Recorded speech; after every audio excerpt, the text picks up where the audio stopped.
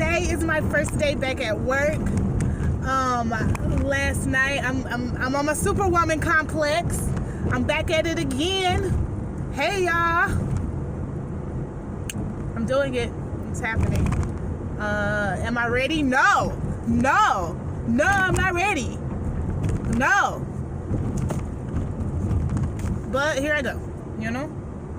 It is what it is. You know, my mom used to say, if you wait until you're ready, you'll never do it, right? So anyway, my niece, shout out to my niece Madison, my personality mini-me, the Virgo Nation. She helped me with my son yesterday. She did such a good job.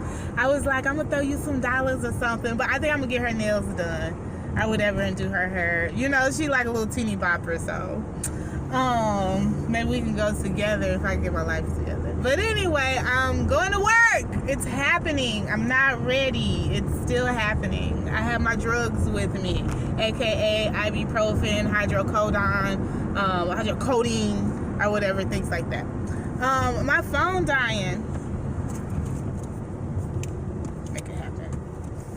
I'm still waiting to get that iPhone. Still waiting. Okay, so anyway, I just want to talk really briefly about me being crazy. All right. And how people define crazy. So like in the African American community, we're always like, oh, you so crazy. God, you're so crazy. He crazy, she crazy. But you know, it's like that fine line, because I've seen it a lot. Like mental illness runs in my family, but not through my bloodline. It sounds crazy. Anyway, I didn't have any issues thinking that I was gonna flip out or go crazy when I turned 27 or whatever. But it happens a lot in my family or whatever through like my stepdad's bloodline or whatever. It's very common. So in my family, when we're like, oh, you acting crazy, you acting funny, we really like, you all right? You know, like somebody talking to you, is it outside your head or inside your head, you know? But then there's that other level of crazy that we play around with, and that's the what I want to talk about. Like that, man, she just jumps off on the deep end, or she goes there, you know, she just goes there, or, you know, what is there, or whatever. So I think that my family has, you know, me has like a certain defense mechanism, right? And I think part of it is that like really truly deep down inside we really truly want to resolve the issue or resolve the problem, but then our ego gets in the way. And when I say ego, I don't mean it like, you know, like it's healthy ego or whatever.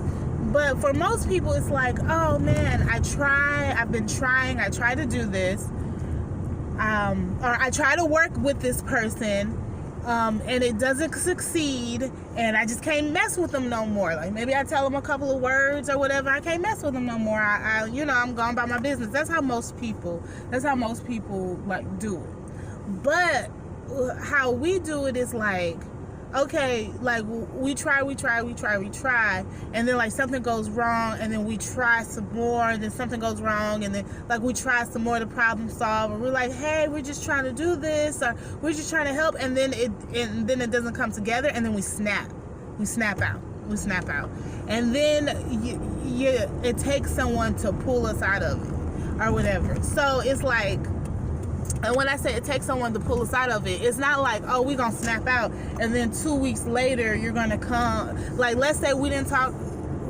with you about it at all. Like, you haven't said, hey, I was tripping, or hey, this or that, or nothing like that, right? Let's say you haven't said any of that. 2 weeks later, it's that same energy. You know what I'm saying? 2 weeks later, it's still that snap out, and you're gonna be like, this snap out is just as fresh as a snap out before, or it may have transformed into a different snap out energy, but it's still the same. Like, I don't understand why. And then let's say a month or 2 months go by or whatever, and it's still that snap out energy or whatever, like, towards you. It might not be that snap out energy or whatever, just like in day-to-day life, you know what I'm saying? So, you know, like when you get mad, you be like, dang, whatever, you know, get on my nerves, and you mad, you cursing, you going off or whatever, but then you're okay, you're talking normal. So it's like, okay, like, you're okay, you're talking normal or whatever, but then when that person comes around, you pick that same snap out energy back up or whatever, and it's just because or whatever, the issue has not been resolved, so the energy doesn't have a catalyst to change, you know, like,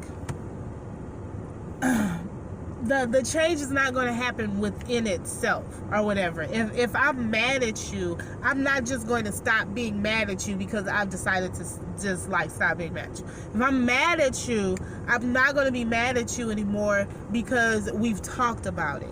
Or I'm not going to be mad at you anymore because, like, there's some honesty or truth that's come to the situation. You know, like, these are things that, like, pull people out of it or whatever. But if you do something, and this has not happened to me. Actually, the opposite happened to me, and it made me realize that I have to be pulled out of it. So I'm still working on me. You know what I'm saying? So it's like, if somebody does something to you, and you know how people are like, oh, you got to forgive them. You got to forgive them for you. You know, not for them, but for you. This is what they're talking about. You cannot go around holding a negative energy in you that is going to come out whenever this person is around, because it's not healthy for you. It's not healthy for them. You know what I'm saying? Like, and that's why they're like, even if they don't apologize, you still have to forgive them. So you're not like running around snapping out, you know? So anyway, yeah. But,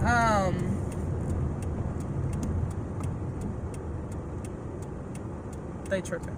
But yeah, so I'm still working on myself. I still need to be pulled out of that energy when I get too deep in it or whatever, because it's my natural instinct to go like deeper and deeper and deeper and just like just go deeper.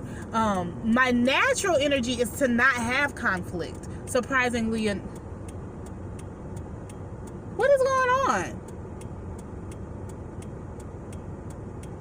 Surprisingly enough, you know what I'm saying? Like, conflict actually makes me uncomfortable or whatever, and I don't like dwelling in it for long periods of time because it like messes with my anxiety or whatever. But I be about it, you know? But it's probably also a reflection of the anxiety, you know, the angst. But anyway, I say that just to say, like, when you're arguing with someone, when you're upset with someone, blah, blah, blah, blah, blah, don't just automatically feel like, okay, you know, time has passed and time heals all or whatever. Like, it's important to, like, address the situation. I'm like, am I in the lines?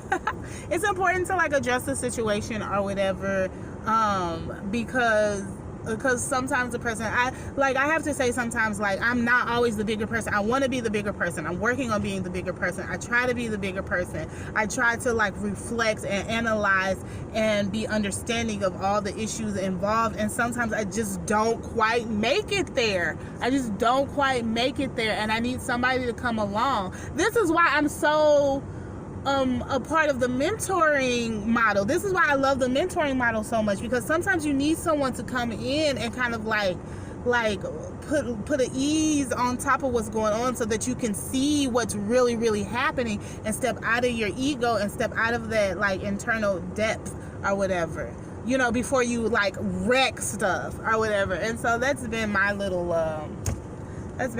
journey. But anyway, I'm about to go to work. It's happening. Okay. Bye.